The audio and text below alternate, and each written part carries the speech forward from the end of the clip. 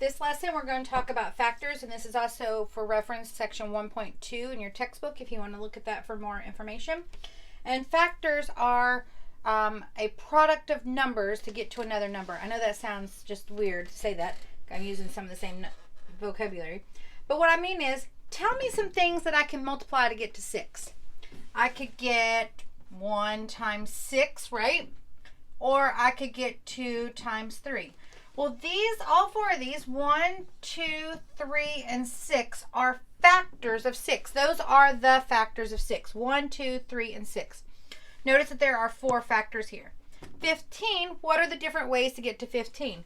Well, we could say 1 times 15 or 3 times 5. So 1, 3, 5, and 15 are the factors of 15. Now, how we get that is because 15 is divisible by 1, 15 is divisible by 3, 15 is divisible by 5. And, of course, 15 is divisible by itself, 15. Now, 23. What are the ways that we can get to 23? Well, we can get 1 times 23. Are there any other ways to get to 23? Can we divide it by 2? No, because it needs to be an even number to be divisible by 2.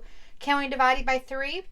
No, the sum of these two digits, 2 plus 3 equals 5, and that number is not divisible by 3. So then, therefore, 23 is not divisible by 3. 4, 5, nope, not divisible by 5 because you have to end in 0 or 5 to be divisible by 5.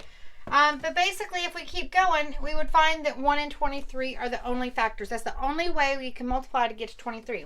So the factors of 23 are 1 and 23.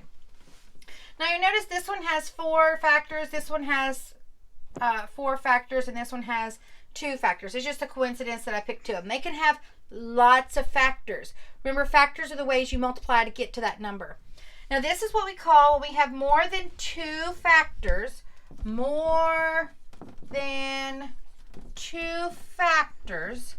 we call it a composite number.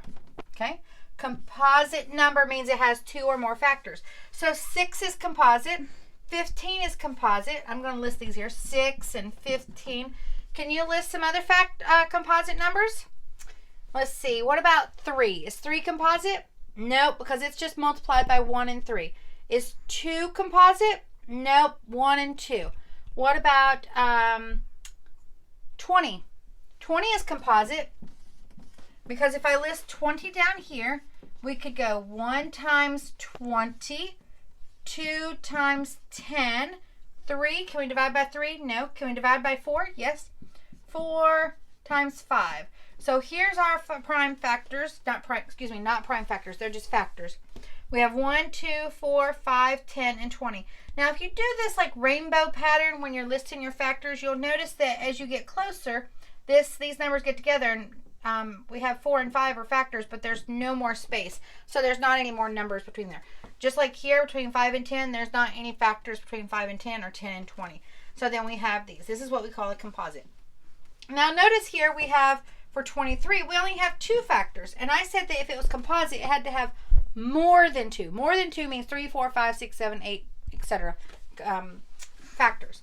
So if it has 2 factors, only 2 factors of 1 and itself. This one has 1 as a factor and itself, 23 is itself is a factor. We call it a prime number. Prime numbers only have 2 factors, and 2 factors, that's it, just 2. It has to have the factor of 1 and itself. So we could start with 2. 2 is what we call a prime number because it is 1 and, if I put 2 over here, it is a 1 times 2, so its factors would be 1 and 2. What's the next one? 2, and then what would be a composite number? What about 3? Because that would be 1 times 3, so it would be 1 and 3. 3, 4, nope, 4 is 1 times 4 and 2 times 2. 5 would be 1 times 5. 6, nope, 6 we already proved is composite. 7, yep. Okay, so that's examples of some prime numbers. And I'll see you in a minute.